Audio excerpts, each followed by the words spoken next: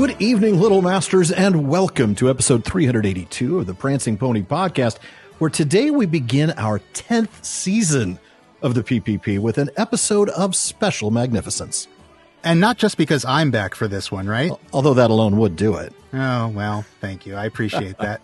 Always good to have you back, Sean. It's always good to be back, my friend. But folks, pull up a bench in the common room and join us. I'm Sean Marchese, the Lord of the Mark, and I'm here with the Man of the West, Alan Sisto. Thank you, Sean.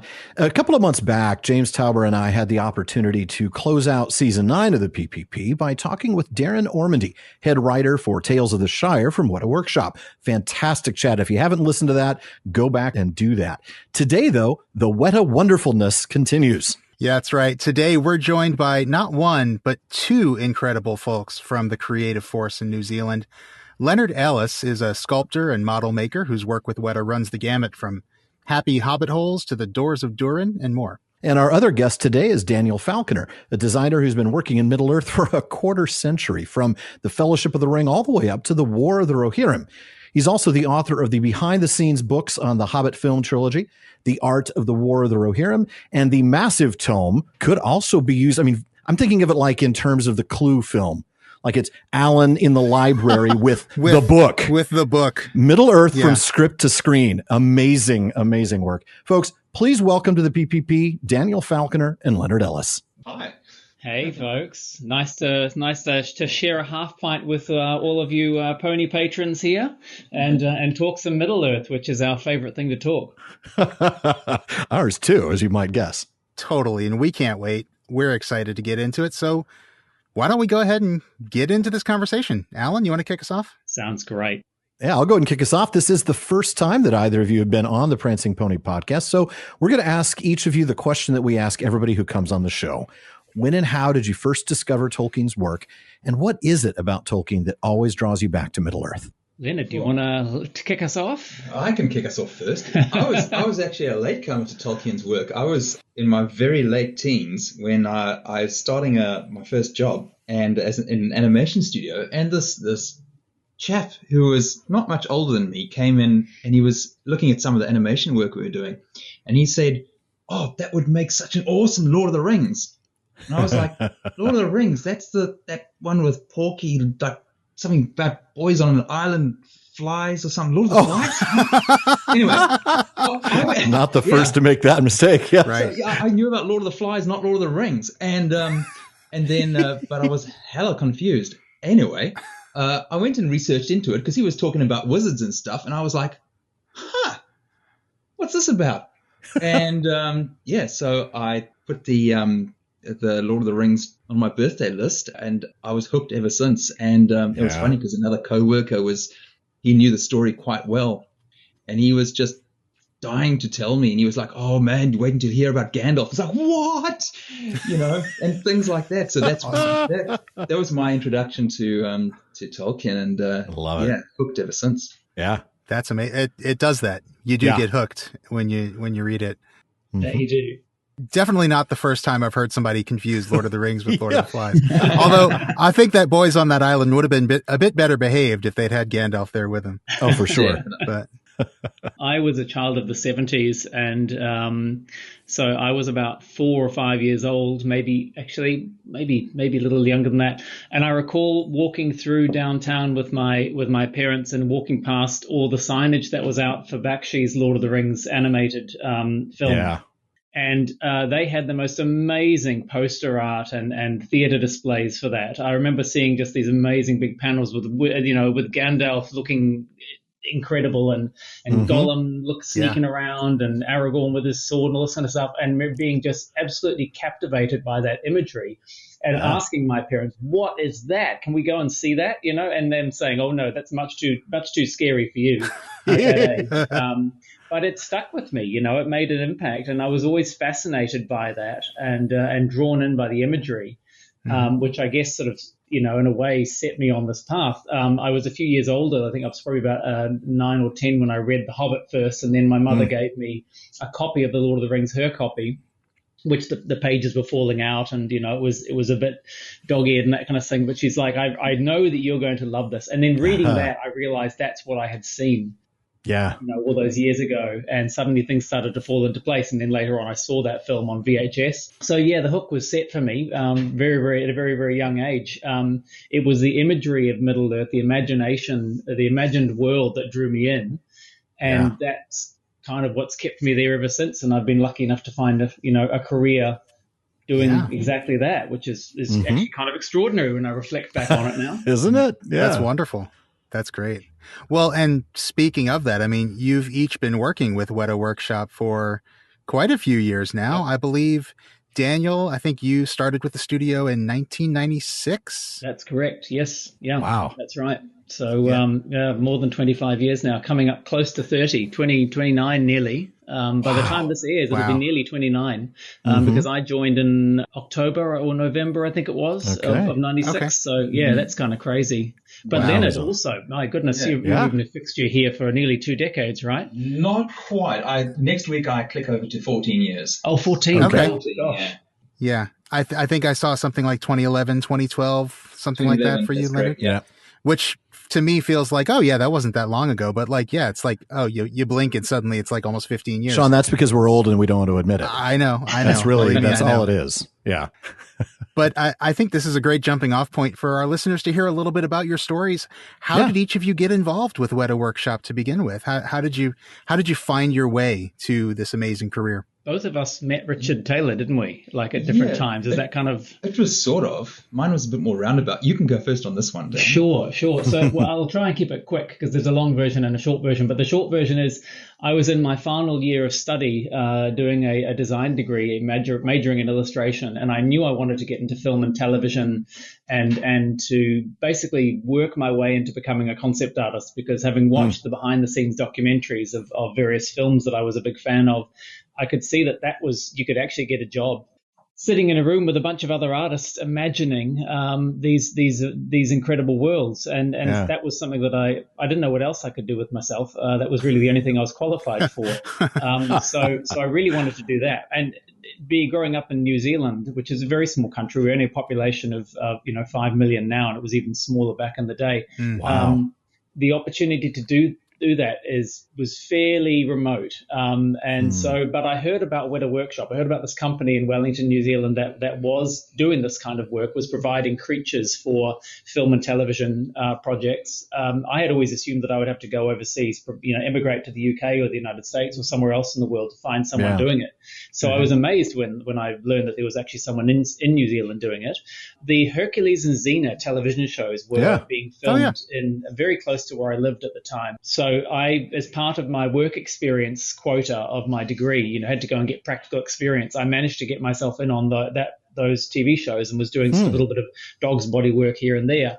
And I remember walking into a room one day and seeing a whole bunch of creatures on stands set up for a photo shoot, and a little note hanging around them saying, "Hey, this is Richard Taylor. I've just left these here. We'll be coming back to pick them up in a couple of hours." And I'm like, well, I'm going to make sure I'm standing here in a couple of hours. That's right. So, that's great. So I met Richard, and his lovely. If anybody who's met Richard knows how wonderfully encouraging and positive and just enthusiastic and passionate he is, and so meeting him was amazing. And he pretty much on the spot, after a few minutes of conversation, invited me. Said, "Oh well, if you're serious about this, you really must come down to Wellington and hang out with us for a little while and see if maybe this is a fit for you." And the short version is I did, and it is, and I'm still I've come and gone a little bit. I dabble in other work as well, so I'm sort of only part-time at the workshop now. But basically, I've been here almost continuously now since then. Wow! I'm very, very grateful. The timing was so fortuitous because I'd always imagined and always hoped that perhaps if I get into the film and television industry, maybe at some point, if the Lord of the Rings ever happened again as a live action feature, that perhaps I'd be lucky enough to find my way into it. How incredibly fortunate then that I happened to be here right before it kicked off. And so found myself in the right place at the right time to be part of it. I'm so grateful for that astonishing opportunity and serendipity, because basically I've been living in Middle Earth ever since, which is a great honor. That's wonderful. I love that story. Just the pure, like you said, serendipity of it all. And It's a pretty magical thing. Enchanted, I think Tolkien might say. I love it. Yeah. I've been very, very blessed. So it's nice to be able to share that as much as possible with other people and help try and give other people their opportunities as well, whenever there's that comes along. Well, and we certainly appreciate everything you do. Yeah. Leonard, what about you? Tell us your story. Well, mine was same, but different. So many years ago, I was a member of the old Shadow and Flame, which was, of course, the honorary Wētā forum at the time. And I had done a sculpt of one of Greg Broadmoor's, Dr. Broadmoor's characters, our Cardinal Venatrix the Lesser Superior. Oh, excuse me, I forgot the name. But Greg saw that and he showed it to Richard. And we just happened to be sitting in Richard's office here. And if you were to look around Richard's office, you'll see there's a lot of garage kits. So Richard is a big fan of that. And he wanted a copy of my sculpt, which I was really honored about. Yeah. And, so that was organized. And anyway, I came down to Wellington to come visit the Wētā Cave, and I got to meet Richard. And he said to me that if I ever find myself, he offered me a trial period. It's just I shouldn't say a trial period, a work experience, that's it, for a couple of weeks. So I came down to do that. And the workshop was just in the throngs of the Hobbit. It was just manic at the time. But they still had to produce collectibles. So in that little 2-week time, they offered me a collectible. They said, do you want to do something? And they were busy working on it's about a 15th scale fellowship lineup, which was in 3 parts. And so I chose Boromir. And while everything was going gangbusters around me with the Hobbit, I was able to sit and sculpt Boromir, which I always thought was the coolest thing. So cool. And so I took that away after my 2 weeks. I took that back with me to Auckland, and a couple of months later, I came down again to deliver the sculpt. And Richard said to me that if I ever find myself in Wellington looking for a job, to come and knock on the door. Which I most certainly did. I found myself coincidentally in Wellington a few months later. I don't know how that coincidence happened at all. And I came straight in, and it was really cool because then I went on to sculpting the little Aragorn for that lineup, and I've been here ever since. And collectibles is what I wanted to do, and I've been really fortunate to pretty much stay almost exclusively in the collectibles world of Wētā Workshop. Wow. That's wonderful. Richard's love of collectible garage kits and polystone statues and all that, busts and statues and all that kind of thing. I think really that's where that opportunity for all of us came from, really. Yeah. We worked on the Lord of the Rings movies, and we'd all loved being part of that world and wanted to continue. But, of course, we're coming to the end of the films, and that work was drying up. And it was Richard that suggested, well, why don't we take a license? And not only should we be a special effects company that produces, artworks, for use in the film and television industry itself, but maybe we can also produce licensed collectibles based on those characters that we've created for the films, that kind of thing, thereby bringing a level of authenticity to that would be appreciated, I think, by fellow fans, because we all consider ourselves fans and collectors, first and foremost. And also it allowed us to stay in that world for longer. I don't think any of us imagined that we would still be in it all these years later, but hey, nobody's complaining. It's been great. And then, through that, so basically then Wētā Workshop, it has many arms to it, essentially this big monster. But one of those is the collectibles arm, which has grown and grown over the years. And the other arm, of course, is the film and television. And then there's all kinds of other stuff as well, exhibition work and what have you. But that collectibles side of things has given us continuity when, the film work can be a bit feast or famine sometimes. And obviously the Middle-earth projects have come and gone. And so, but those of us like Leonard and I who've been able to attach ourselves to the collectibles work have been able to just keep living and exploring in Middle-earth and producing artwork and sharing it with other fans, which in turn has also led to connections with folks like yourselves and communities out there of other collectors and fans. And that's been a wonderful experience, being part of that and going to conventions and meeting people and celebrating this world together, because that at its heart is what for me as a collector myself, that's what my collecting is all about. It's a way of directly interfacing with those worlds that I'm a fan of, and expressing my joy of those that I find in those worlds through the acquisition and displaying of beautiful objects of art, right? Absolutely. Yeah. That's what it is for me anyhow. And so eternally, that's a long way of saying I'm so grateful that Richard made that choice all those years ago to pursue that, because it's kept us all involved and been able to make my love of Middle-earth a career, which is more than I could ever dreamed or hoped for. Yeah. That's wonderful. That's great. I mean, one of the things that Alan and I have discovered time and time again as we've talked to people through this podcast is just the different ways people engage with their fandom for Lord of the Rings, and to be able to do something that gives back to the community, that gives back to other fans. Yeah. It's such a unique gift, and it's just so cool to hear you guys talk about it. It really is. Well, Daniel, you mentioned getting in at exactly the right time, and you sure did, just before the beginning of the work on The Lord of the Rings. What was that like, coming into the team new, and suddenly you find yourself designing characters like Treebeard or Middle-earth objects like orc weapons and armor that have now become iconic? I mean, they've really defined the appearance of these characters and objects for a generation of fans. Was that even in your mind, that last bit? Yeah, I mean, there was anxiety involved in it, because here were we, nobodies essentially, and we're being tasked with translating one of the most beloved and venerated literary classics to the screen in live action, which obviously there had been animated forays into that world before, but in terms of a big wide release of a live action film, this was our chance to fail. You know what I mean? So there was anxiety in the sense that because so many of us, myself included, were such fans of that world, we felt the pressure to honor it and do it right to the best of our ability. And obviously, we're only in control of what we're in control of. And films are huge things. Many, many people contribute to them. We just all, at an individual level, just try to do our best and to be worthy of the task. So there was trepidation, there was anxiety, but there was also tremendous excitement, because, these sort of opportunities don't come along very often or at all, So we just all threw ourselves at it. I always thought in my head that I had three masters.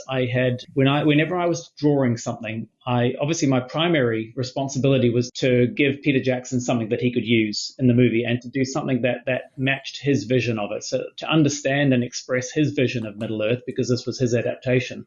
In the back of my mind, I also wanted to make sure that what I was doing didn't run afoul of the spirit of the text, understanding that with an adaptation there is a reimagining of sorts that goes on. It's a different medium, and so some things necessarily do change, but there was always that desire to keep it true to the spirit. And then the other thing I had in the back of my mind also was that I was going to have to stand alongside this thing once it got out to the public, and other fans who are equally as critical as I am would then see it and have their own opinions about it. And so, you want to make sure that you don't put anything out there that's going to directly rub other fans up the wrong way and say, that feels anachronistic to Middle-earth, that's not right.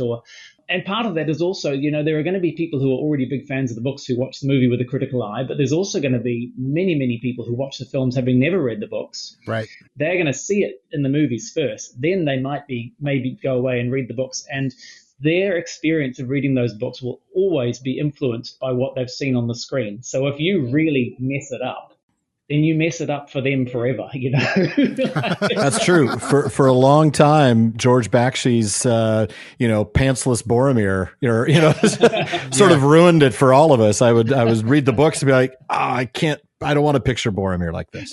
But there are so many things that they did beautifully in those films as well. And I would be lying if I didn't say that some of those influenced, the creative choices that we made, in the sense that you unconsciously absorb that stuff. And you remember what works for you, what resonates for you. Well, thank you for giving Boromir pants, at least. We're grateful for that.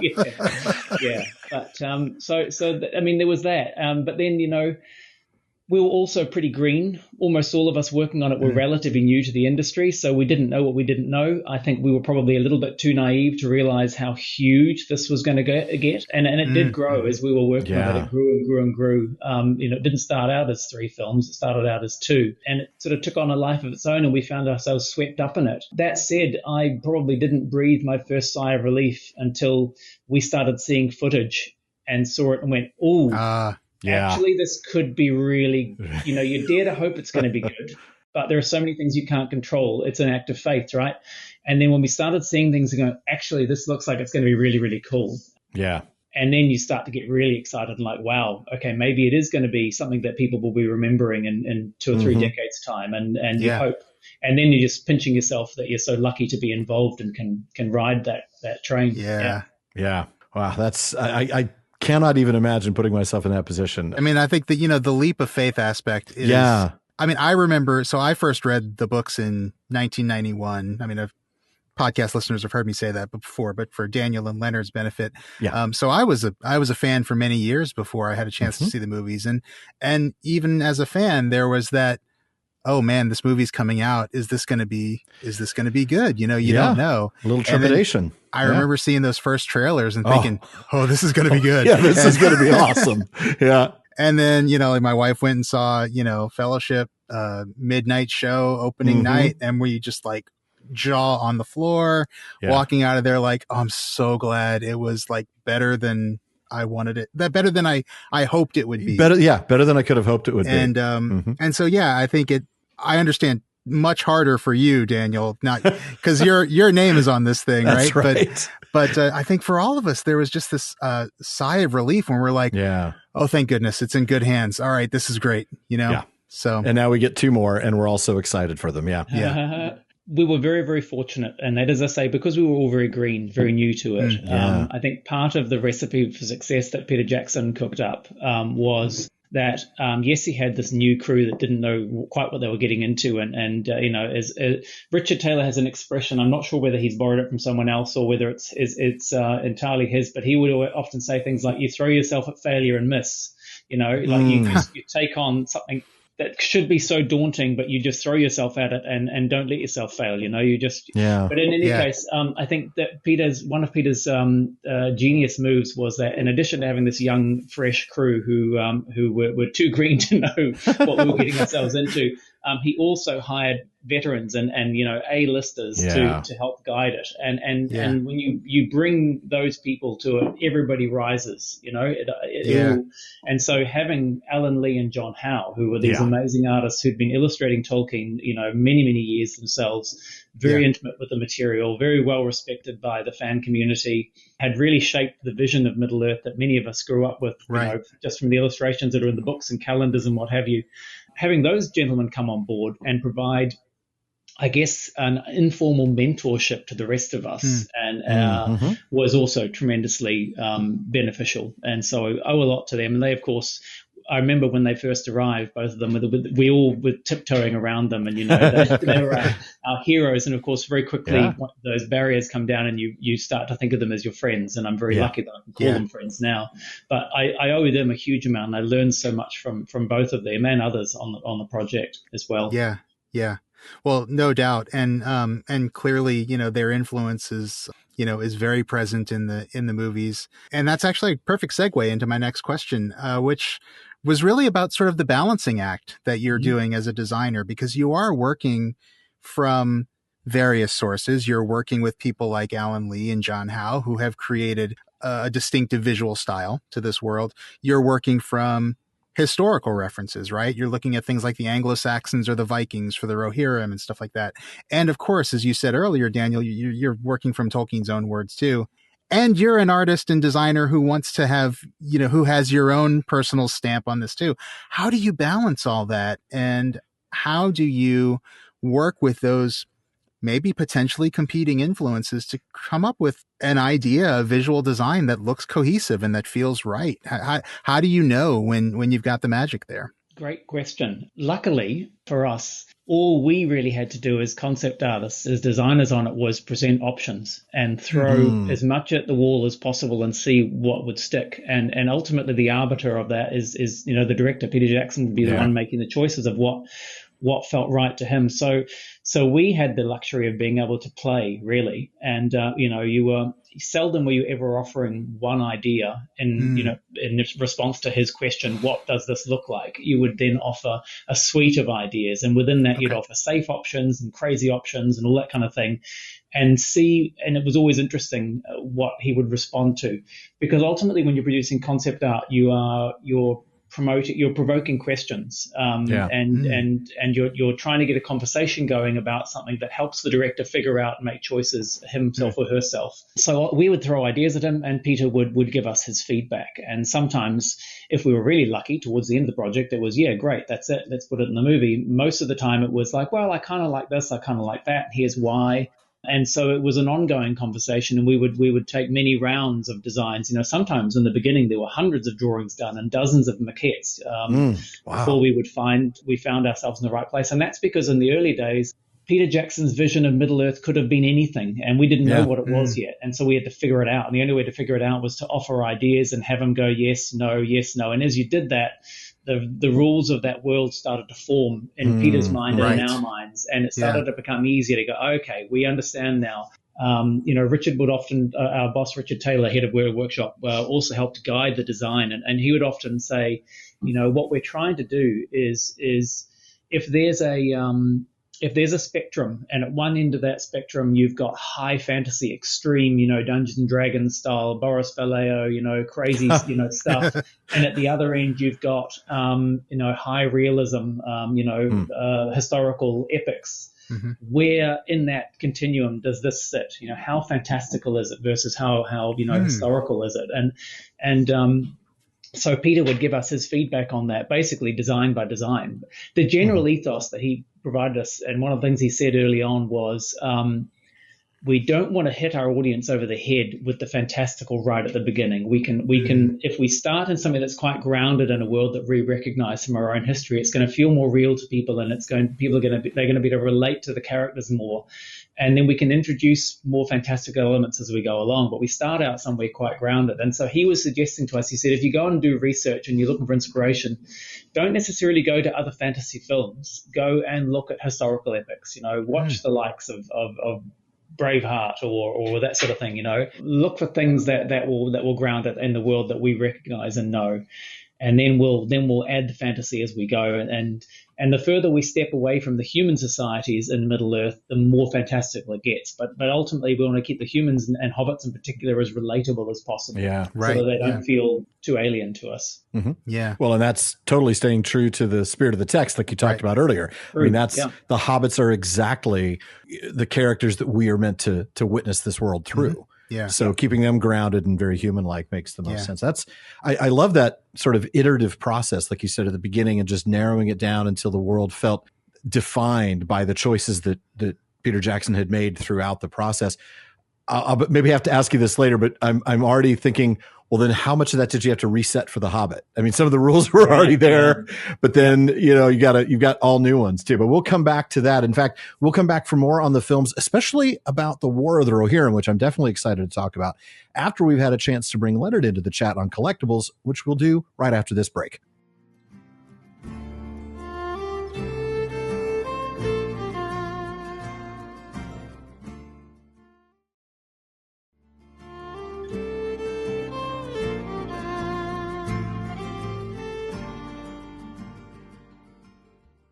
Folks, we'll get back to our chat with Daniel Falconer and Leonard Ellis in just a minute, but we do want to remind you there's a lot more talk going on at the Prancing Pony Podcast than just us. That's right. The PPP has an amazing listener community.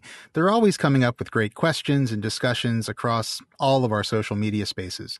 You're going to want to check out our common room on Facebook, our dedicated subreddit, Twitter, and more. Now on Facebook, just look for the Prancing Pony Podcast. Follow the page to get the news and episode drops, but be sure to join the group to get involved in some great discussions. Or if you prefer Reddit, find us there at r/PrancingPonyPod. And on Twitter, Instagram, Blue Sky, Twitch, TikTok, and YouTube, we're simply at Prancing Pony Pod. And if you want daily Tolkien content, and of course you do, check out Today's Tolkien Times on the PPP YouTube channel and on all your favorite podcast apps. That's my short format daily show with everything from Middle-earth Map Mondays to Silmarillion Saturdays. And then there's my twice weekly streaming of all fun things Middle-earth on the PPP Plays. Be sure to check both of them out on the YouTube channel for all of the PPP productions at youtube.com/@PrancingPonyPod. But let's go ahead and get back into the chat. And Leonard, you've been very patient. We're going to turn the conversation to collectibles, which I know is what a lot of our listeners are interested in right now. There's a lot of new stuff coming out from Middle-earth fans. Radagast fans have reason to be excited, it would seem. Tell us about some of the cool stuff you've got coming to pay homage to the Brown Wizard. He hasn't gotten nearly enough love until now, but we've got a 1/6 statue coming, another one of them in front of Roscobel, one of just his hat, apparently. Just a whole lot of Radagast. Why now? Yeah, well, don't worry about, I'm just sitting here enjoying listening to Dan because, I'm a huge fan of Lord of the Rings too. So I wasn't involved in the Lord of the Rings movies. I came on during the Hobbit. So, I'm sitting here just like everyone else there, just, listening. I love it. So anyway, Radagast. So yeah, I think, Radagast is just he's a favorite. Of course, everyone loved Sylvester McCoy and that's just permeated through to his Radagast portrayal. And it's just something that we enjoy. We've got a few Gandalf collectibles out there, and we just wanted to give people an alternative wizard along with Saruman. But it's something that we love doing. And Radagast in Roscobel. Now that was a fun one. Mm-hmm. It's just such a mishmash of stuff. It's almost like what most of our desks look like. That's about right. I mean, there are some exceptions who have an extremely clean workspace, but for most of us, it's just this mishmash of clutter, organized clutter.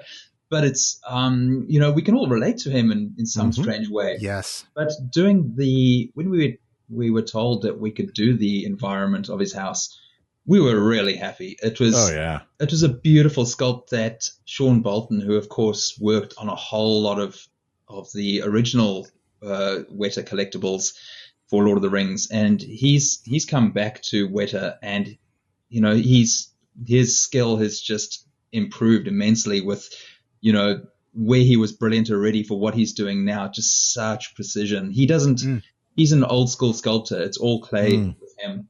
Ooh, wow. Okay. And when you look at what he produces, it's just amazing. So having him then on that was amazing. And it's quite a large environment for those that haven't seen it in the flesh. It's pretty big. And it's holding a 6 scale Radagast, who is slightly shorter than your average wizard. But he's it's still he's in his house, and there's just this bookshelf with all this clutter and the floor, and we've got one of his hairs peeking in from behind the door. I love it. I just love that environment. That's fantastic. It's so delightful. It's interesting because it's something of the ethos that is present in the movies, but then also we tried to bring to those collectibles as well, which is that people, especially those of us who collect, are kind of defined by our space around us and the detritus of our lives around it. And so it's kind of neat. Yes, you can make a statue of just the little wizard on his own, and that tells you something about him, but it's kind of neat to put him in context, put him in his home, and surround him with all this stuff. And that stuff's just really fun to make, isn't it? Yeah. I mean, part of the challenge with that one, of course, was that the reference, because obviously our primary goal is to try and replicate something from the film, and that can be a bit hard when the camera is in motion. You're not getting a good locked off shot. So then we go to our reference folders where we've got tons of on-set pictures and I can tell you one thing. The amount of stuff that did not match up from the on-set reference pictures that we got to, there seemed to be that the photographer had left the set or something between the first pictures that were taken and what a lot was on the final set, because we were having to, like a lot of people, they want to make this, fans who try to create this on their own, freeze frame through a lot of the film, try and get exactly where this tree branch was, because it wasn't there in the shots that we had. And then all these weird vases and all that sort of thing in the corner there. Wait, they're not there in the next shot. And it's actually quite fun. You've got to be quite a sleuth when you're creating these, just trying to get something accurate, because it's Yeah, and the worst thing, of course, is then when you do all this and we've got the collectible out, and then, of course, you're digging in some other random folder in the archives and you find the perfect reference picture you were looking for. Of course. It's like, what's Radagast doing in Minas Tirith here? It's like, Yeah. Oh, wow. Well, and of course with Radagast, where there is so much clutter, it's not Saruman's perfectly clean, marble columns in Orthanc. Of course it's Radagast where there's just like so much detail, but it's such a delightful piece, and it looks like it was a lot of fun to come up with. Yeah, and you mentioned his hat earlier, of course, because we've got our beautiful helmet line, of which Sean has himself sculpted a phenomenal amount of them. But that was something that we always wanted to do. That was we were coming back to the helmets. Dan did a great concept piece of artwork with all the helmets collated for options, and of course Radagast was on there. And it was a no-brainer that we had to do the little nest underneath as well, just as a little teaser. Yeah.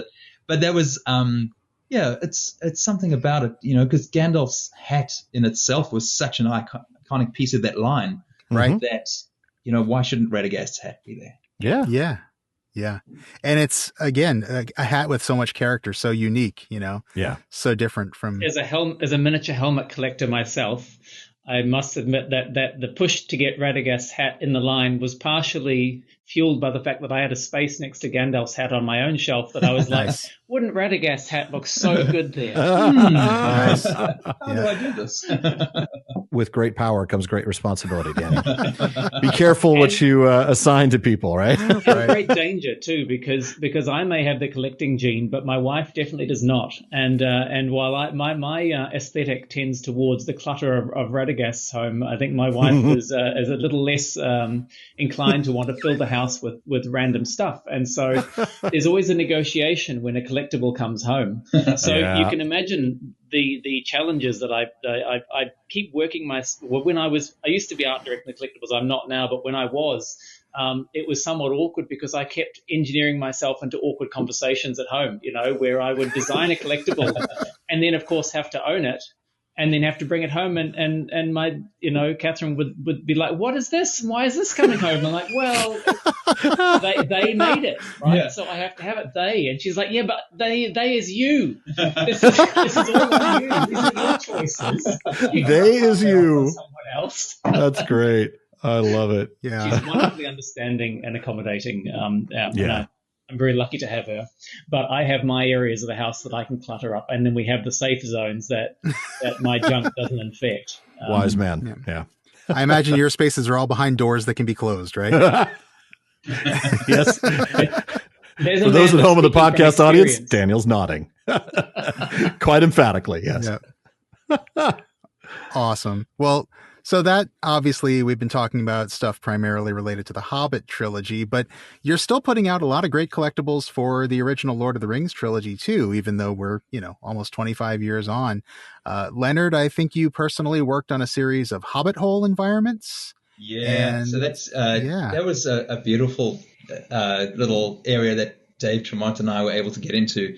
We love the Hobbit holes, and I love Hobbiton. I just love going back there, and every single time, having the connection of working on the Hobbit holes. It's I guess I look through Hobbiton with a different eye. It's like I can separate myself and just enjoy the environment, but then sculptor mode goes on, and I am looking at every single little bit of detail because I want to include every single little bit of detail. It was. Yeah. I mean, the last time I was there, I was very fortunate. It was actually, we were doing the reveal for the big bag end that we did, that Dan and I went up for. Mm-hmm. Okay. And Auckland, I think they were in lockdown again. That was during COVID, was it? Yeah. COVID, yeah. And so there were no tours, but they were also getting Hobbiton ready for one of the events. So we had the morning of Hobbiton to ourselves, and at the film location, right? At the film location, yeah. And so there was nothing there. There were frogs, there were chirping, there were birds chirping. It was, and you just hear the odd sound of clippers and that sort of thing as the gardeners were around there getting ready. And the beautiful thing is the gardeners who work at the film location, they're just so motivated, and they're just so in love with what they're doing. And so you'd always get shown these little things, and like, there's a little bird's nest over here, come and have a look. And I haven't been able to sculpt that particular Hobbit hole, but that's one thing I'm going to do, is that put that little bird's nest in, because I've got such a memory of it. And that's so cool. Yeah, and they're just such nice little pieces, because they don't, some collectibles are a major time investment for us. Hobbit holes, they're something that I can sit down and sculpt over a couple of weeks, and it's done. And you don't have any PTSD from a Hobbit hole sculpt. Okay, that opens up a whole new question. Yes. What was the PTSD for sculpting? We're going to have to find out what that means. It's just where you get your sculpts get to a point where you're refining it, and it's been going on a long time. So it's just it's not a case you're sick of it, but you're just, because some of your sculpts some are a challenge, and they're the ones who tend to stay in a box. Let's put it that way. Fortunately, time heals wounds at times, and you can take them out the box and feel proud of what you've done. And but it's usually that drive to get stuff so perfect, and with the time that you have, because we are set to we are set to a certain amount of time that we got to do these. Of course. And so it's I mean, PTSD is with all due respect to those, it's probably the wrong term for it, but you've got harsh memories of some of these collectibles. Well, they're also, you try and invest so much in them, don't you? You do. And so they are mountains to climb, some of them, if you're spending weeks or months on them. In the best possible way, it's a privilege to get to work on this stuff. But by the same token, you're also holding yourself to an incredibly high standard. I know Leonard holds himself to a very high standard. And so it's fun work, but it's also hard work. The Hobbit holes are a little bit of a relief in the sense that they're small, they're fast to produce, and there's something just so intrinsically joyful about every aspect. So much of Middle-earth is kind of dour and oppressive simply by the nature of it. When you're sculpting Barad-dûr, it's not a happy place. That's kind of what I was thinking when you were talking about PTSD. I'm thinking, well, I got Sauron's eyes staring at me for 6 weeks, and I'm going to have to go and do some Hobbit holes just to make myself smile again. That is exactly it. But also, I guess I'm looking at it through a different filter, because Dan has been involved in the collectibles from its birth. And but I haven't. I've come in. I've been one of those keyboard warriors on the side going, that wall is wrong. This is the worst collectible ever. You got the ponytail like the guy from The Simpsons, right? That's what I'm imagining. And it's oh man, it's so. I still picture that myself in that sort of thing of like, I have to get this detail right. And, no matter what it takes sort of thing, because there are, we are trying to deliver something, especially on the environments. They don't have facial expressions. They've got a different kind of way of portraying themselves. And so trying to get that as accurate as possible. I mean, there are the times where a few things get missed, and that damn reference folder shows up, or the reference folder shows up too late, and that's a killer. No. But that's why the Hobbit holes are so beautiful. There's a nice excuse for them in that they're forever changing.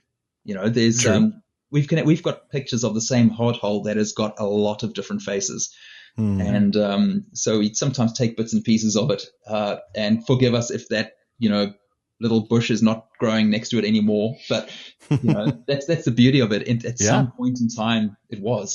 I mean, you joke about detail-obsessed fans holding us to account, but in actual fact, we are those detail-obsessed fans. That's right. Absolutely. And those people are our kind of people, and we actually we depend upon them, and we wouldn't have it any other way. It's like, if something's wrong, tell us, and we do our best to try and correct things as well. We're certainly not infallible. It's a conversation, and it's a relationship. And we all ultimately want to create the most beautiful and joyful vision of Middle Earth that we can all be proud of to have in our own collections, right? Absolutely. There are times where we make a mistake in that, and Believe me, no one beats ourselves up when we get found out more than ourselves. It's yeah. And if we can correct it, totally will. But it's sometimes those are the ones that stay in the box because you get a bit traumatized by the fact that, like, how could I miss it? It's there all along. It's that one. It's there. It's the detail. It's So. The research for the collectibles that we do, and going back into archival photographs and plans, set plans, and all that kind of stuff, and it's a really fun part of the job because, in a sense, it's almost I liken it to archaeology sometimes. Yeah. Especially as memories fade, I mean, I was there 3,000 years ago, but but yet I forget stuff as well, and so it's really interesting when you go back through and you look at these old fading Polaroids from back in the day, and you try and pick out the little details, and oh man, honestly, we're nearly 30 years on from it now, from when we very first started work on those projects, those movies, and yet there are still details that pop up and little surprises and things that I remember seeing. I come across when we're looking through the archival photographs for reference and go, oh wow, never spotted that before, never knew about that. Isn't that cool? Wow. Particularly because on a job that was as enormous as the Lord of the Rings, hundreds of people working on it. Right. You kind of you get tunnel vision on your own tasks, and you don't see what's going on elsewhere. So there are wonderful surprises to be found, particularly when you have detail obsessed fans working on these things. And so everybody is trying to bring that Tolkien-esque authenticity everywhere. John Howard always say, there's detail that's got to go on things. Well, that detail may as well be something meaningful. It's as much effort to make it something meaningful as it is to make it just nonsense. Tolkien so often gives you that detail if you look hard enough for it. So everybody on the project was trying to put those little bits of detail in there so that the deeper you look, the illusion isn't blown, and there's still cool stuff to be found. And so we discover that as we're researching for the collectibles. It's great. That's one of the amazing things about being able to trawl through some of these folders where a lot of Alan and John's pictures still exist. They're line drawings, and some, just in the corner of a picture is sometimes just that line drawing that has been beautifully replicated in the film. And that's all you need just to get that, that little bit of extra detail or explanation, I should say, because you can see what the genesis of that idea came from, and it's really beautiful being able to, and an honor being able to look at all these sketches. I love this. What's the latest mountain you've just climbed, Leonard, that you've been working on? Oh, that would be the pass of Cirith Ungol. Oh, we've got some questions on that one for later for sure. So, so that's been the challenging one. What about your favorite individual sculpture so far, if you have one? I know it's like asking which of your 7 children is your favorite, but, you got to try. I still have such a soft spot for my Minas Tirith. That was the first collectible where I started to meld my 2 passions of sculpting and digital modeling. Okay. And it worked out really, really well. Not only that, I was really privileged enough to be able to go and see the bigature and, take measurements of I think one of the most amazing bigatures ever created for film. There's something about Minas Tirith. It is massive. It is a beautiful, beautiful, big bigature. And, translating that into my little tiny or decent sized Minas Tirith was really special. And so that's the one collectible that I have that moves around, that always has its pride of place in my eye line on my work desk at work, because it still speaks to me. It's one that I would truly, truly love to return to and do a bigger version of it, and put that white tree in that did irk me all that time, because that was one of the funny things, is that the tree was going to be so small on that one, and so they just decided that we couldn't really put it in. It's got more of a blob to represent it. So being able to put that in would be really great. It's followed closely by Helm's Deep. At that scale, I guess that tree would be a millimeter. It was a couple. It was a couple of mils across, and completely impractical to create. Which was unfortunate. But that's I really love that that sculpture, that environment, and I was so pleased when it was re-released a few years back for a while, because it's such an honor for me when people show their displays and I see it there. It's such a big part of Tolkien lore, and to be able to do such a beautiful version of it. Yeah, I love that one. It is it's a real soft spot for me.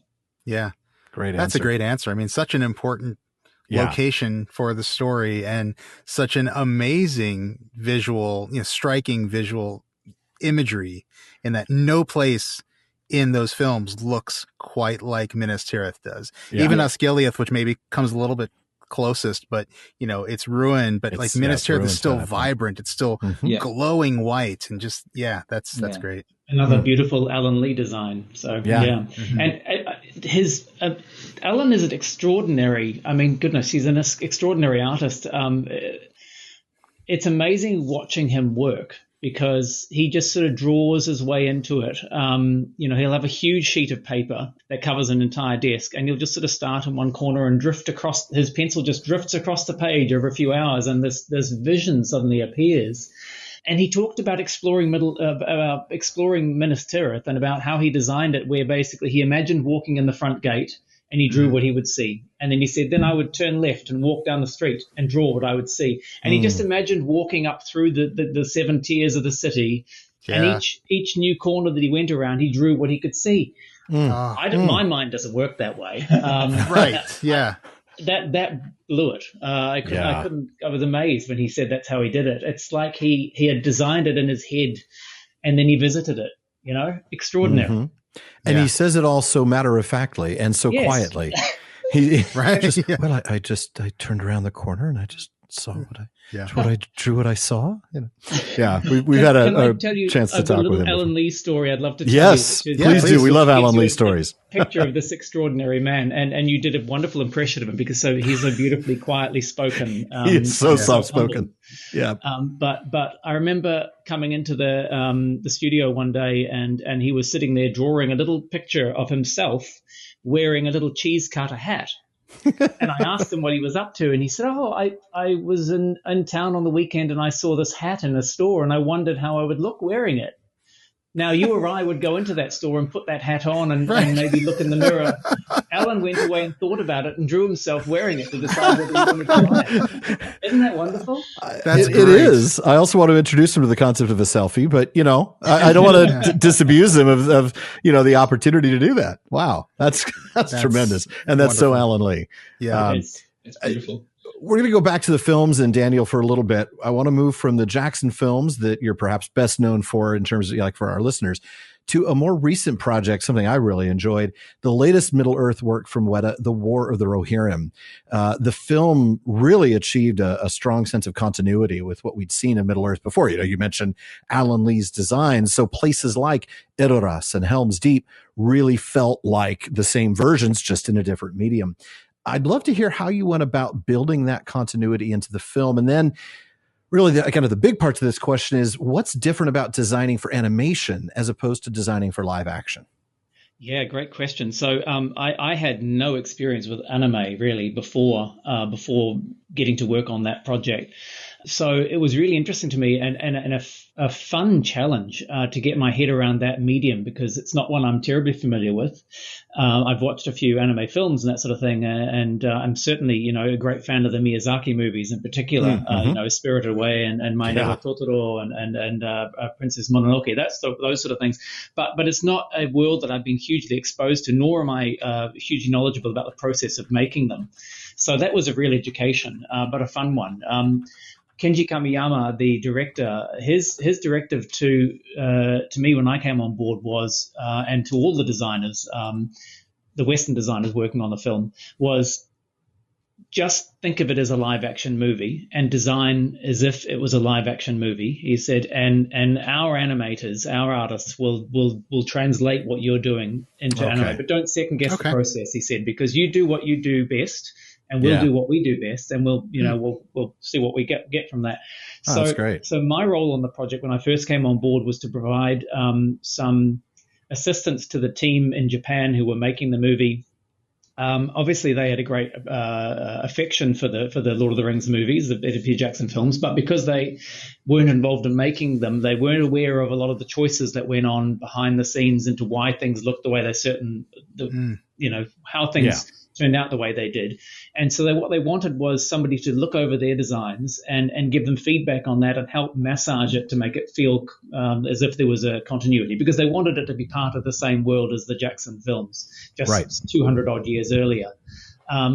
So my role was, one, to provide reference materials, which again was great fun, raiding the archives and pulling stuff out for their artists, and then also just giving feedback on what they'd done to say, you know what, maybe if you just change this a little bit, it would look more parsimonious with and that kind of thing. So which was great fun, and I learned a lot about anime, because of course the other challenge about anime is that for moving elements on the page on the screen, you need to get away with the fewest lines possible.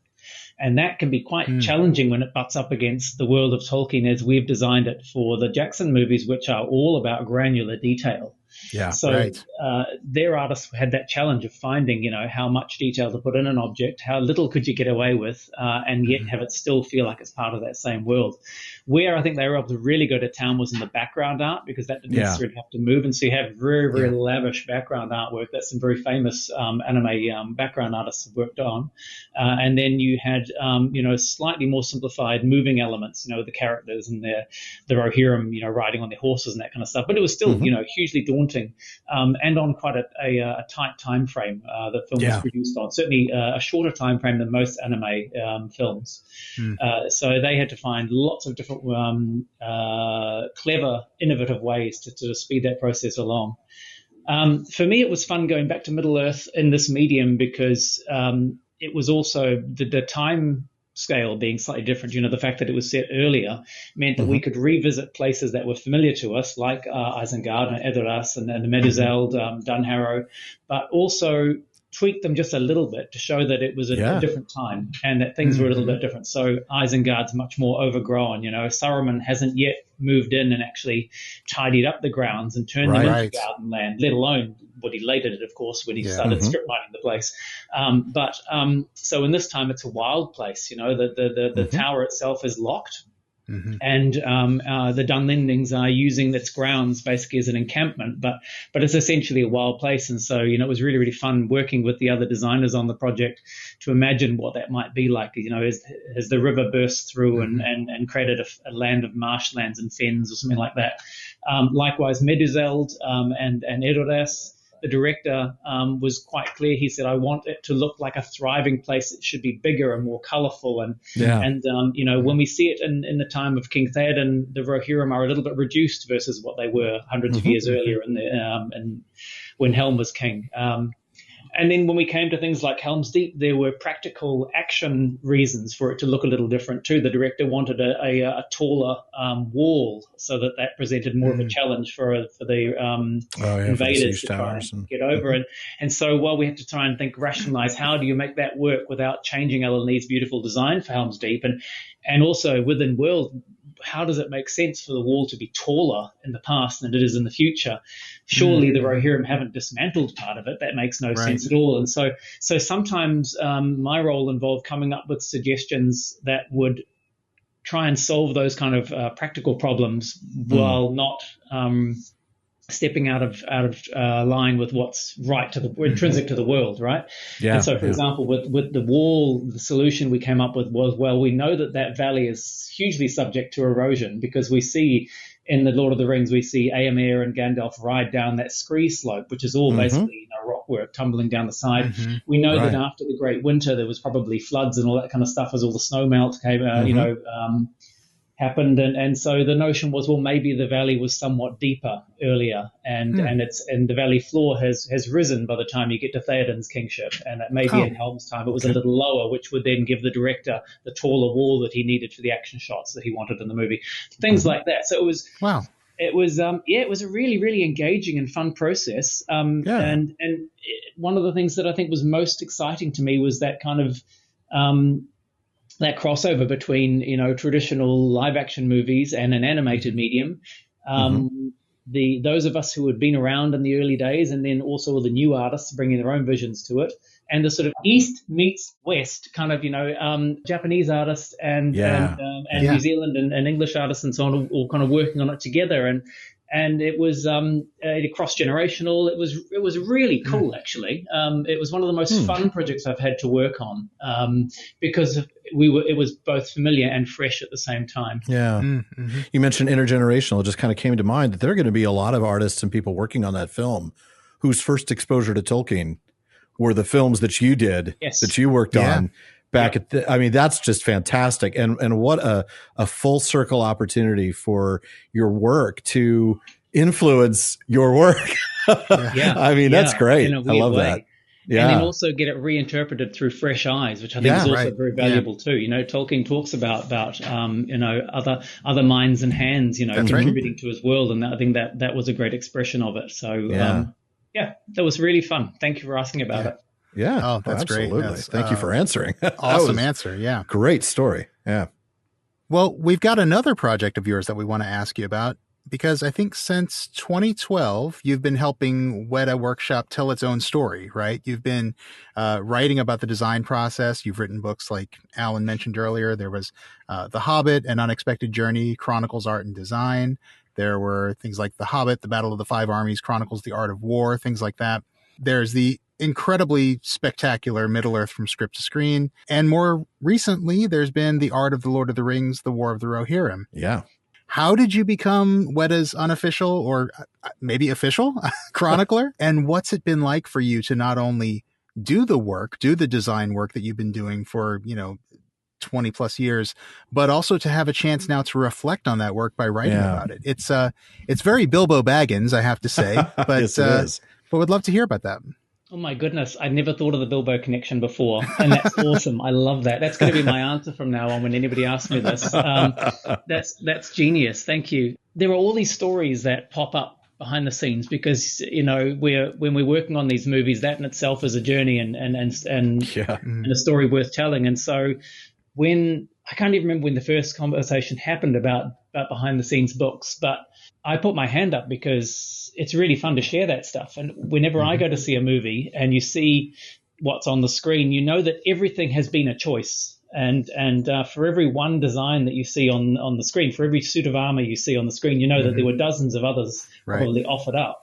And the director chose one. Well, I'm always interested in why. And I think those are interesting and fun stories to tell. So I put my hand up when there was a chance to write behind the scenes books, because I was often in the room when those conversations were going on. I'm like, well, I'd love to talk about that. And I'd love to interview my colleagues and friends and co-workers on these projects and learn more about them and then share that with the world. So, and luckily when you've got, Middle-earth is so rich, there's so much to share. There's so much to, even the books as chunky as we made them, there's so much more that doesn't, we couldn't fit on the page. I can only imagine how much more there was, right? Yeah, so it's great. It's just really, really fun sharing that stuff, and it's another opportunity to have a conversation about Middle-earth and tell those stories and talk with people about it. So that's really where it came from. I have no special qualification other than I was there and put my hand up and said, yes, please, I'll do that. It kept me working in Middle-earth a bit longer, right? Yeah. That's right there is reason enough to say yes to the project, I would imagine. Absolutely. Yeah. All right. Well, once again, it's time for a quick break. And when we come back, we've got some more questions for Leonard.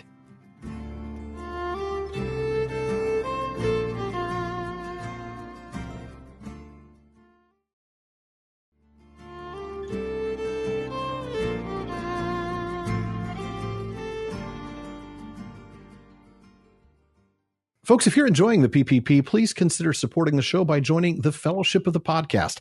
It's what gives me the time and resources to work on making this show the best that it can be. Now, when you join, you become a part of an amazing Discord community that includes live episode recordings, hangouts every month. You can get episode postscripts, ad-free episodes, free merch, and more. You can also become part of our Questions After Nightfall episodes, or even join us as a guest in the North Wing. So please go to patreon.com/Prancing Pony Pod to show your support and join the Fellowship of the Podcast. And of course, you can always help us out by giving us a rating and review on Apple Podcasts and a rating on Spotify. And please recommend us to your friends. All right. Well, I want to get back to this discussion and hear more about collectibles. Alan, I think you've got another question for Leonard here. We've got a few here, actually. You'd mentioned earlier Cirith Ungol, and I really want to linger on that for a bit. It is an absolutely incredible piece that you're wrapping up work on.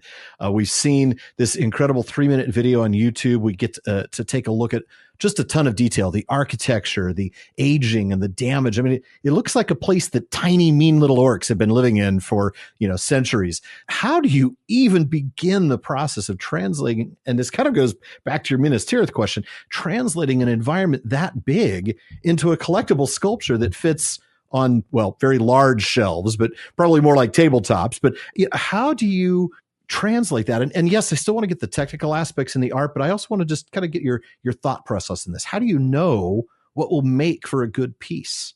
I guess the thing that sets it off is usually I'm told by our collectibles, the sales division, that they want a collectible that is going to fit into this category. So which would be roughly this size. In the case of Cirith Ungol, I was told it's got to be about the size of the Doors of Durin. And that's sort of where I go. That's my starting point. Okay. It's part of the beauty of the way that I work now doing a digital build is that I can make it any size. Yeah. Which is really fun. And that was something that we started off when doing Helm's Deep, because we weren't quite sure how big we wanted to make it. I was told, about yay big by this big, so I could go a little bit bigger than the Minas Tirith Barad-dûr size base. I was like, Yep, sweet, okay. And then we tried to. I did a quick digital build up of it, and then I just printed out a whole lot of those, which through a process which one of our swordsmiths, Chris Menges, uses a lot, which is CAD, cardboard added design. And I love it. Cardboard added design. That's great. I was I know what that acronym means. Oh wait, no, that's not that one. No. And so we did I then just print out on card a whole lot of different sizes, and I think Dan, you came around and a few others, and we decided, okay, from these sizes that I've got, we're going to make it this big, and that really helps. In the case of Cirith Ungol, I had some measurements from the bigature that, and I just started to, ease my maths, work at 1/10 scale to the bigature, and that was my starting point. And it's always handy when you've got some measurements to go with. It's and that was a tricky environment, is putting it very politely. There are a lot of angles on that, a lot. And, the one thing I didn't have at the time was a absolute perfect topped-down view, which I would have killed for. Yeah. Yeah. Give me some architect's plans, right? I want to see all of that detail. Yeah. Oh, yeah. So it was crazy just going through all the measurements. And there were these awesome pictures of the original bigature being worked on, where you've got some of the crew who are still at Wētā, but much younger, busy working on this environment. And it was so cool to see that. It's just this massive blue foam structure that they're working on. It's like, oh my God, there's Petro, look at him. And and so once I got the scale to where I was going, that then just helps with how much detail I can put in. Because if I did build it at 1/10 scale to the bigature, it would have been about 75 centimeters tall to the top of the tower, which was large, because that would have given it probably, about as long for how long the collectible would be. So it's about half that size. So I built it at 1/20th scale to the bigature. What the actual scale is, I don't know. The bigature was probably at about 35th-ish scale, probably 20th scale. Okay. So, you can do your math to that one. It was a bit hard. It's very rare that on some of these plans that I get this collectible or this bigature is built at 1/870th scale. You don't get that. Yeah. You get it's this big. That sort of dictates some of the scale that I work to.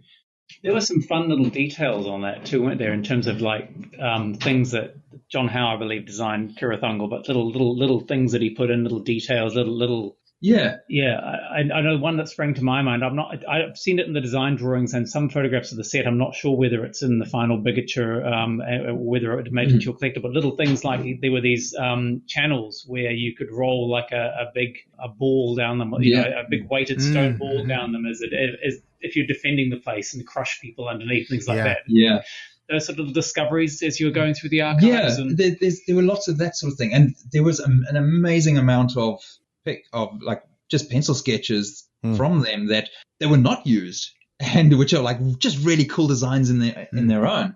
It was a bit of a challenge as well because of the orcs, of course, have taken over the place, and they've got tents and the scaffolding and all that sort of thing, and so that's part of the design challenge as well, is incorporating that, because you can. If I was making it at 1/10 to the bigature, we probably could have put in a lot more of the scaffolding or just the constructions with poles lashed together.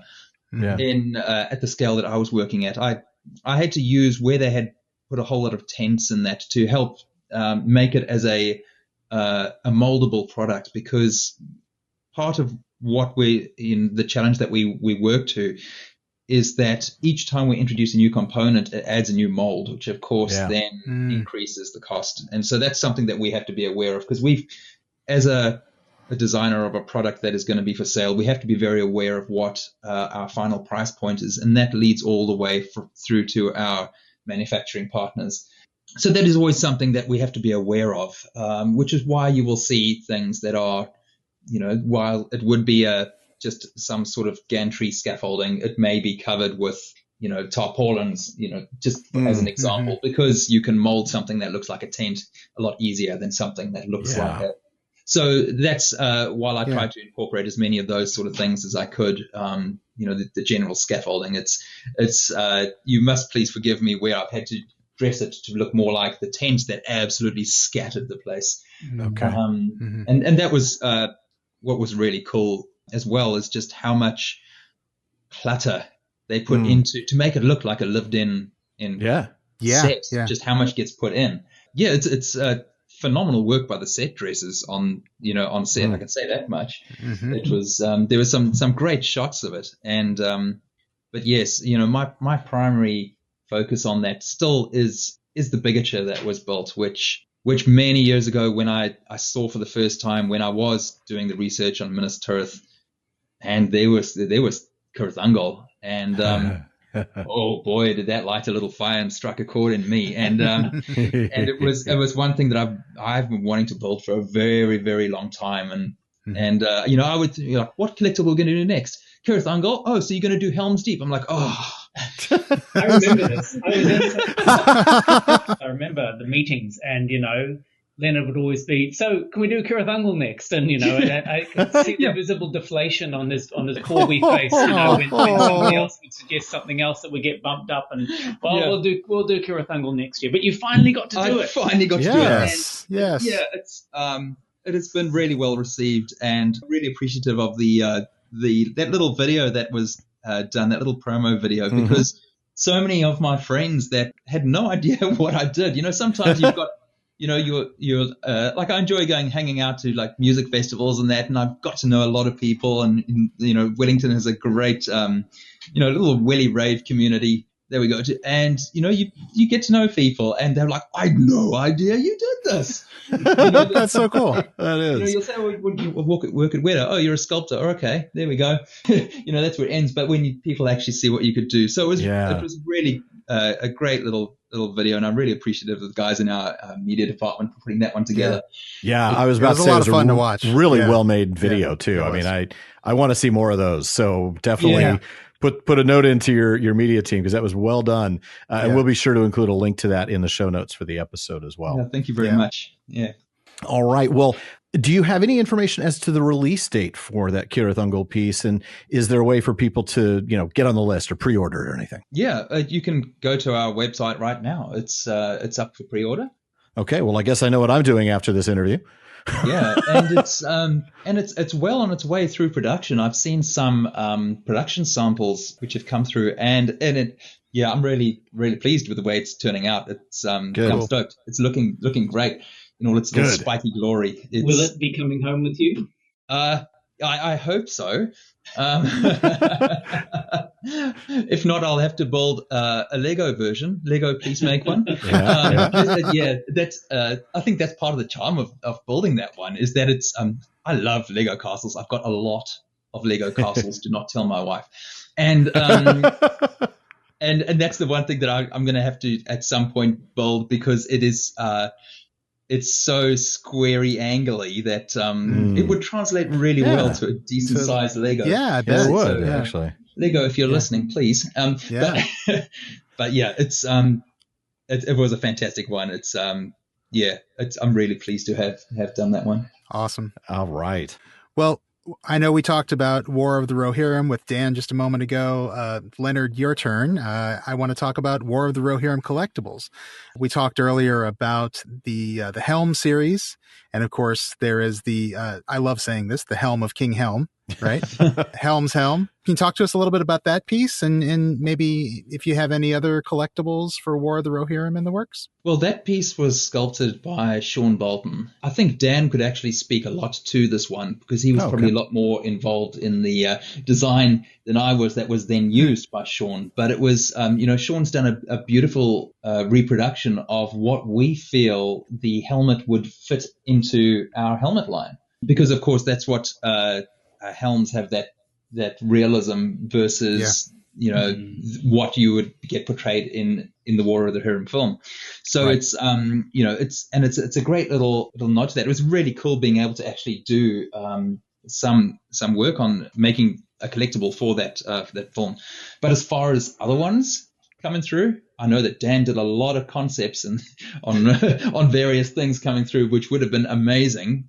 But I'm not sure if we've got any more collectibles coming through. I don't think there's anything we can announce today. But if people have particular things that they would like to see, I would always, as I say, the production of collectibles is a conversation. It's people tell us what they want, and hopefully Wētā Workshop can step up and make it for them. So I certainly have ideas about things I'd love to see next. But if people want to contact the company and reach out and tell them what they would like to see next, then we're always keen to get to hear. So reach out on social media or whatever and let us know what you want next. We have ideas. We'd love to know what you think. All right. That's great. Yeah, we put that out there to our listeners, and I'm sure you'll be hearing from some of them. And us. Yeah, I have ideas too. It's funny you say the Helm of King Helm, because I know there was some debate at some point. What should we actually call that? But it is the Helm of King Helm, so that does make sense. But that was a fun one because, of course, it was originally designed to be, as a little two-dimensional design for an anime film. And so then what we really had to do, as Leonard was alluding to, is try and imagine what the realistic version of that would look like if it was in a realistic film. In a live-action movie, and ultimately that's what it was, channeled through, as Leonard said, Sean Bolton's amazing sculpting ability. Yeah. Looking forward to adding to that one to my shelf too. Yeah. Well, I was about to ask when Sean asked Leonard, so is Cirith Ungol going home with you? And you said you don't know. My first thought was, well, actually the big question, Dan, is it going home with you? We know the negotiations are going to have to come into place. We do have one last piece to ask you about. You are adding a new piece to the Masters collection. Now, before we ask you about the piece specifically, let us know kind of a little bit about what the Masters collection represents. What's the difference between the usual 1/6 sculpts and then the limited edition ones, the numbered ones like my Theoden on Snowmane, and these really incredible, amazing, breathtaking Master Collection pieces? Well, all the gloves come off really with the Masters collection, don't they? I mean, that's the opportunity to really indulge with fewer limitations, because it's So that idea about pricing and worrying about that kind of forget about that. We're just doing this to the max. That's correct. And so they're also they're in lower numbers. We're not going to deny that. And but that's just part of that's our more exclusive product, and and the lower numbers are partly as well because of the complexity of some of the pieces, and that's what drives that, because it's more manageable for us to get the higher quality that we of course are always aim to put out by just having that smaller production run. Yeah. And so we can just be a bit more focused on each individual one as it comes through. But yeah, it really allows us just to, just push the envelope on the size of some of the collectibles. yeah, will not deny, been getting a bit bigger. When you look at how tiny how Jamie's beautiful little golem was as our first master, it was now it really allows everyone in the collectibles departments, both in the sculpting departments and the manufacturing side, to roll the sleeves up and really get involved. Excellent. Well, on that note, then let's talk about the piece itself. So it's the new sculpt in the Masters Collection. It's the Fellowship of the Ring, and this piece features all 9 members of the Fellowship at a key moment in their quest. They're climbing a shattered staircase in Moria. Can you tell us a little bit more about this piece? And by the time this episode drops in September, all the information is going to be available. So you don't have to worry about spoilers. Just tell us whatever you can about it. Yeah, I seem to have started talking, but I'll carry on. There's often a lot of thought as to what we're going to be doing for our next Masters collection. And sometimes, confusion as to what we're doing is like, is this the right thing? I shouldn't say confusion, but, but this was something that Dan had, long wanted to do, the complete fellowship. So I'm going to pass this over to you, Dan. Oh, really? You're very gracious. I'm sure people are sick of hearing me talk, but it was, Richard Taylor, our boss at Wētā Workshop, had challenged us to come up with a way to do the fellowship and the Masters collection, because it's something that he'd long wanted to do as well. And the initial ideas were something very much along the line of something that would be like a table runner, a big long collectible sculpture with all the 9 characters spread out, maybe build a pony as well. But it would take up a huge amount of horizontal real estate. Right, and those of us who are collectors know that getting rarer and rarer in our collection spaces, right? It's hard to find space for things that take up that much line. So Richard challenged us to come up with an idea for how we might do it that would be less of a horizontal space hog on the shelf. And that's how the notion of making it a vertical statue came along. And so we were trying to think of, how could we do that? How could we stack our fellowship members in some meaningful way? And the notion, perhaps it's an off-screen moment in Moria. We know that they spend 3 days, traveling through those mines. Perhaps there's a moment where we can kind of encapsulate, hint at little moments from other scenes in the movie, but bring it all together into this one singular moment that's not necessarily representative of anything directly on screen, so much as it evocative of that whole space and the mind and the headspace that the various different fellowship members are in at that time. So there's a little bit of storytelling going on with those characters wandering through the space and interacting with it and interacting with each other. And you get a sense of what's going through their minds individually in it. So I did an initial concept and an early little wee miniature sculpture for it, just to sort of get that idea across, and that was well received by the group, and Richard liked it. And then essentially I stepped back at that time, so I haven't really touched this thing in a couple of years. I'm much less plugged in, as I've alluded to. I'm actually at the workshop really only in a consulting role nowadays. I do a lot of work outside of Wētā Workshop. So that was quite lovely for me, from the point of view that I got to be an observer as this thing was getting pulled together by all the different members of all the different artists in the collectibles team, all working on it, all contributing. This wonderful fellowship, if you like, of artists, all working on it together. Everybody taking a different character and pulling it forward. And as we've talked about before, other people and introducing their ideas and taking it a step further. So it's moved a very long way from the initial idea that I had and taken on a life of its own in the hands of many other creative people. And it's been a joy to watch that come together. And I'm amazed by what Leonard and the rest of the team have all crafted. So yeah, it's fun now that everybody gets to see it, because this one was a couple of years in the making, wasn't it? It was, yeah, from the initial concept that you did. And then the process just involved a lot of like polyfoam cuts. There's a lot of armature wire held together with epoxy putty, for the characters. There's one point that we had most of the figures done up with armature wire and epoxy putty joints, but cutouts of their faces on them, which was quite funny. And but it's just that sort of thing that was required to get it, because it is quite tall. It's, golly, I forget the measurement now. I think to the top of the stair itself is about 85 centimeters or so.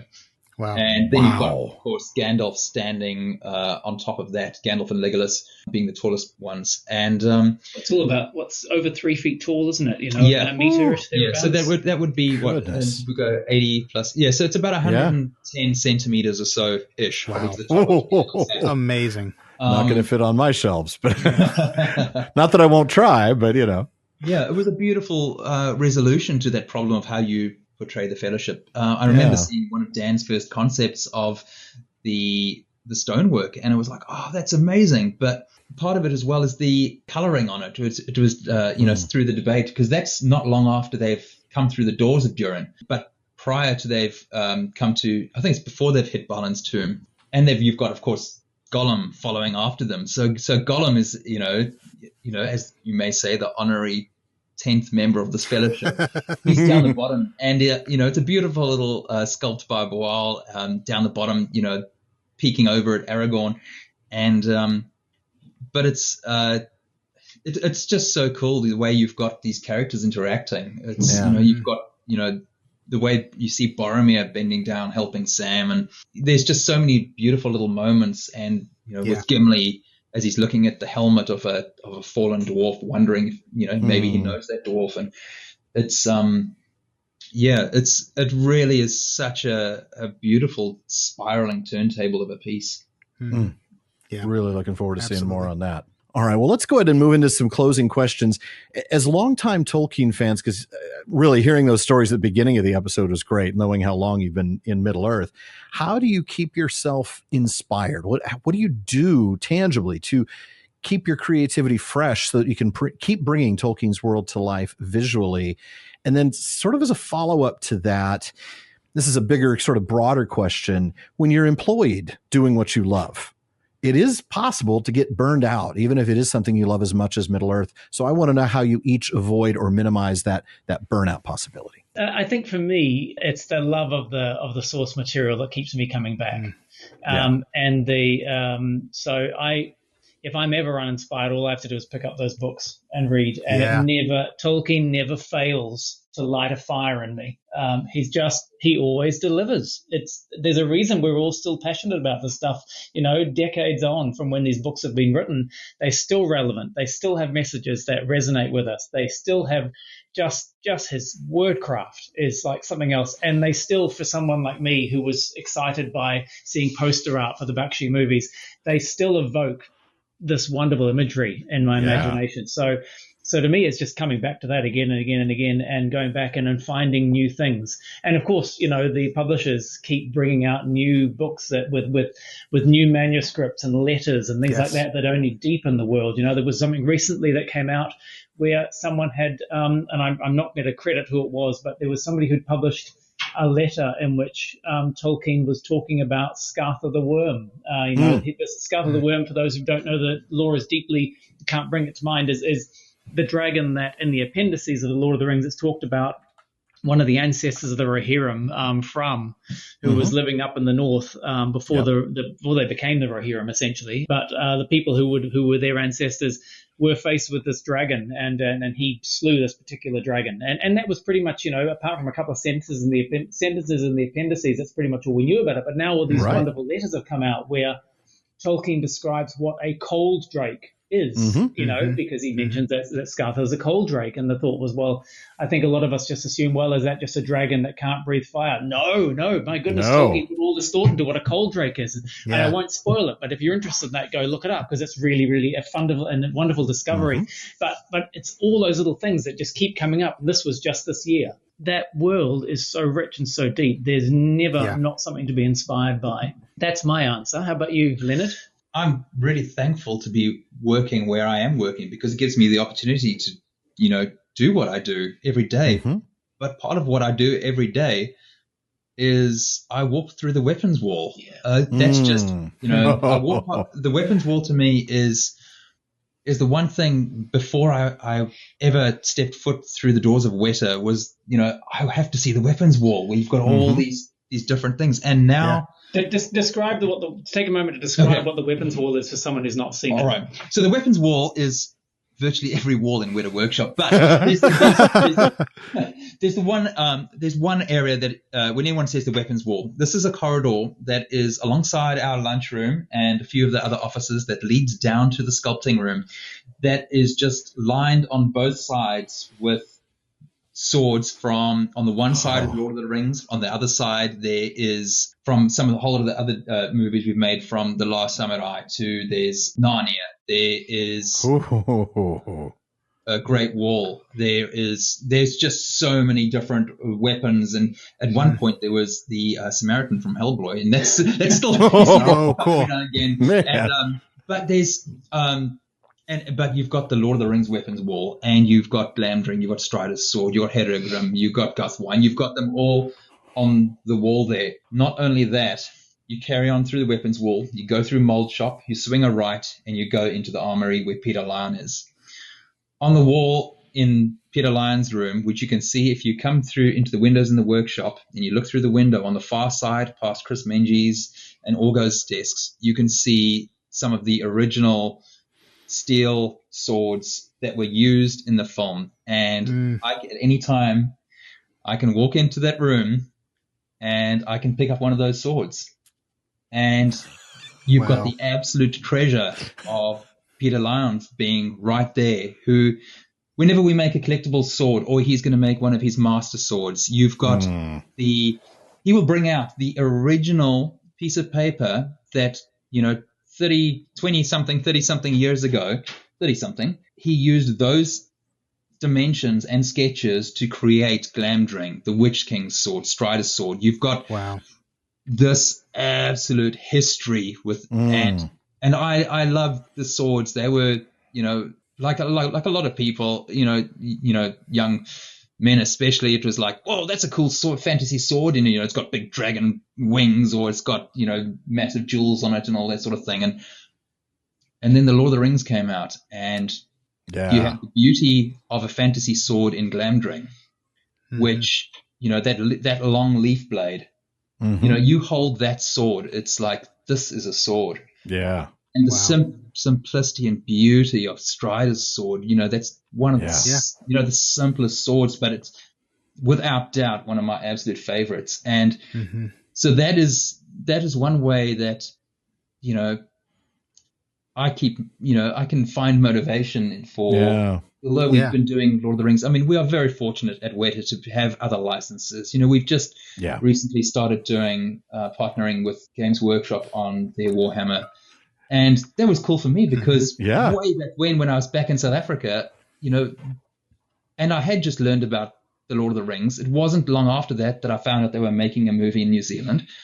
It wasn't long after that I opened the pages of Amazing Figure Modeler, and there was an ad for some of the collectibles, and I saw Gandalf. I was like, oh my God. And then, Games Workshop were releasing the Lord of the Rings, battle game, which I had to get. And so I got it. Did. I still got those minis. And it's, it's just permeated life through all that time. So, it's funny how working at, Wētā now and, working with our friends at Games Workshop on these, just how that little is all intertwined. And take me to the weapons wall any day.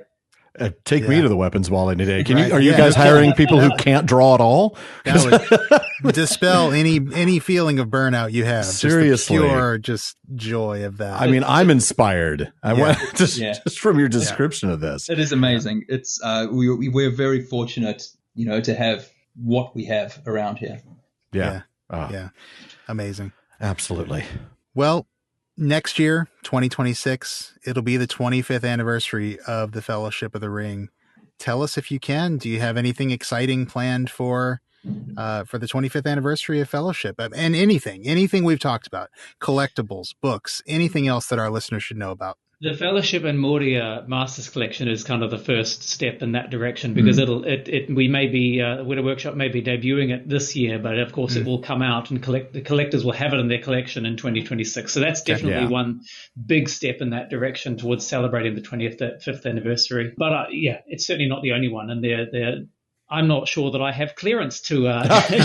That's fair. Yeah, totally that's fair. So That's totally fair. fair. that there's cool stuff happening, and a lot of it I'm not even aware of. So I'm looking forward to finding that out too. Yeah. But definitely that's not the only thing. There'll be lots of other cool stuff coming for sure. Yeah. There's a lot of, we've got a lot of stuff coming for, from small, like our mini monsters have been doing really well. So thank you for all those who have really taken up, that range of ours. And so there's more of that. There's more large things. there's more medium-sized, and there's characters who we absolutely, love from these films, in different guises, in different armor, and we're in different costumes that we've made that we're really, really, happy to be bringing these new ones. So I'm not going to say what we've got coming. That's because fair. I don't want to get into trouble either. No, we don't want nor that. do we want we you to don't get in want trouble. that. But we want to preserve some surprises. Yeah. But There's there's some cool That's stuff fair. coming, and as Leonard's alluding to there, across a range of different entry points, so that great. And the biggest thing as everybody well can be part of it. is it's across timelines too, as we are, some of the stuff that some of the sculptors are starting on may only, our collectors may only see it in 2 or 3 years' time. So it's, it's not a necessarily case of what people are working on now is our next collectible to be released. So, there's thought as to like, what is the 25th anniversary, of course, does not just encompass one film. No, that's true. Right. The 25th anniversary is a 3-year-long event. I'm trying to wrap my head around 25 years. Can't believe it, because it doesn't seem like that long ago. Yeah. I remember the midnight release. I remember staying up all night. Well, not staying up all night, having my computer stay up all night to download the little 1.5-minute trailer, the little QuickTime movie that was only like 320 by 200. But, that was back in the days of dial-up. Your dial-up, yeah. Yeah. Yes. Wild. When we were working on the designs, we would have to, if somebody wasn't on site, you would have to fax them, Wow. Is the word fax even a word that people now even know what that means? I don't think so. Yeah. Only Shadow. That's the only fax I ever talk about anymore. Well played, sir. Well played. Oh, that was fantastic. Really enjoyed it, folks. First of all, Daniel, Leonard, thank you so much for joining us today. Thank really you so much. Appreciate your time and everything that all the stories. We want to let you know that anytime you want to come back and talk about stuff, you just give us a holler. We'll make space. You bet. Oh, thank you. Thank you so much for the opportunity to chat with you guys. Yeah, thanks Thank for you. giving us the forum to talk about something that we both love, talking about. So it's a treat for us. Lovely to meet and chat with you, and hope everybody enjoys the stories. Yeah, I have a feeling they will. I think they will. They will. Absolutely. Well, folks, that does wrap it up for another episode of the Prancing Pony Podcast. Thank you for joining us for this truly special episode to start season 10. Join me again next week as I begin to cover the rest of Unfinished Tales with returning co-hosts like James Tauber, Sarah Brown, and who knows, maybe even this guy named Sean. Maybe. I hope so. I'm hoping that it will happen. Counting on it, actually. Good. But folks, Alan and I want to thank the members of Team PPP. That's our editor, Jordan Rennells, our Barlaman, Becca Davis, social media manager, Casey Hilsey, event and Patreon community coordinator, Katie McKenna, graphic artist, Megan Collins, and website guru, Phil Dean. And please take a minute to check out theprancingponypodcast.com. That's where you're going to find show notes, outtakes, Prancing Pony ponderings, as well as our online storefront where you can get PPP merch featuring all the great episode artwork that Megan's been doing for the show for more than 3 seasons. You'll also want to visit our library page. The Prancing Pony Podcast is, first and foremost, a podcast about the books. So if you're interested in a book that we've mentioned on the show, you'll find a link to it in our library. Now, the PPP does get a small amount of compensation when you make your purchase, and we thank you for that. And we also want to thank our patrons at the Kierdan's contribution tier. I'll start with DeMay in Alaska, Chad in Texas, Lance in New Jersey, Joseph in Michigan, Kathy from North Carolina, Carlos in California, Brian in the UK, Jerry from Washington, Joe in Washington, Erwin from the Netherlands, Ben in Minnesota, Anthony in Texas, Zaksu in Illinois, Sarah in New Jersey, Joshua in Massachusetts, Lucy in Texas, Keith in Alabama, Erica in Texas, and Vivian in California. And there's also James in Massachusetts, Ann in Kentucky, Sean in New Jersey, Mason in California, Maureen from Massachusetts, Olivia in London, Robert in Arizona, Nick in Wisconsin, Lewis in South Carolina, Thomas in Germany, Craig in California, Bailey in Texas, Kevin in Massachusetts, Julie in Washington, Bruce in California, Joe in Maryland, Nathan in Arizona, and Kevin in Pennsylvania. Thank you all so very much for your support. Indeed. Thank you. And make sure you don't miss any episodes of the Prancing Pony Podcast. Subscribe now through Spotify, Apple Podcasts, Amazon Music, or your favorite podcast app. And one last thing, as always, don't forget to send your thoughts, comments, and most of all, your favorite Wētā Workshop collectibles to Bartleman at theprancingponypodcast.com. Actually, send your favorite Wētā Workshop collectibles to me. Actually, that's where you can send the actual collectibles. The actual collectibles, yeah. Yeah. Actually, send me shelf space. Anyway. Yeah, right. And if you want your voice literally heard, well, just send us audio of your question. You can visit podinbox.com/prancingponypod, and you can record your question for us, but please be sure to still email the question to Bartleman, too. Please do. Now, even though Bartleman's been a lot more reliable lately, there is still a lot of mail to sort through. We'll try to get to you just as soon as we're able. As always, though, this has been far too short a time to spend among such excellent and admirable listeners and guests. But until next time. Farewell, friends.